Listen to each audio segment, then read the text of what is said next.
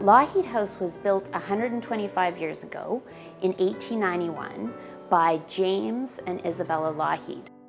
What we wanted to do to kick off our 125th year, we wanted to really showcase what was happening in Calgary when this house was built. The house is a really palatial Victorian mansion. No expense was spared when it was built. It really became a cultural and political hub for the community. So we wanted to show what was happening in Calgary at the moment it was built. And Unexpected Images of Calgary, our exhibition, really gives you a sense of what lots of regular and ordinary folks were doing in Calgary at the time it was built. We were trying to develop an exhibit that didn't necessarily buy into the usual cliches about the city. You know, as much as we love cowboys and horses and all that sort of stuff, there's some interesting side stories about the early days in Calgary.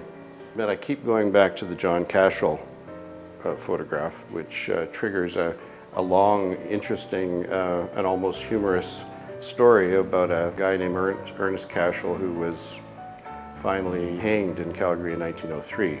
And that photograph with Inspector Duffus in behind, he's keeping an eye out on John because John sprung his brother out of the jail.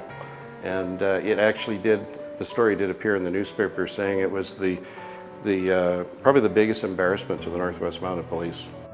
One of my favorites is the one that we call Representation of a Chinese Celebration.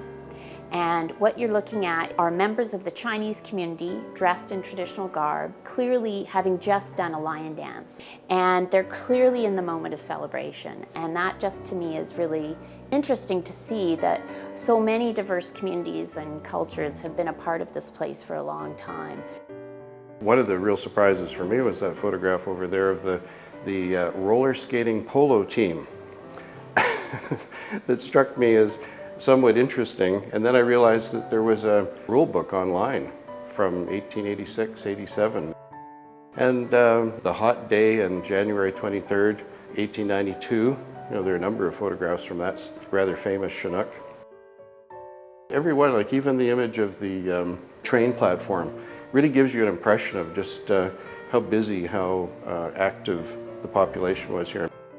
What a historic place does, what retelling these stories does, is help to give us a sense of where we've come from so that we can think about as a community where we want to go to. And in some respects, we're not all that different from what we were before. Our hope is that the show continues to kind of develop a dialogue around Calgary as a community. The photographs really create a conversation.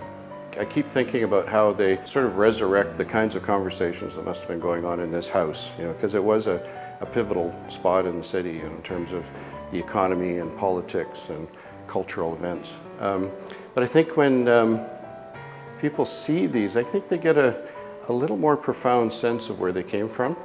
And it's a diverse, interesting story, and you really do start to empathize with these people and appreciate what they did.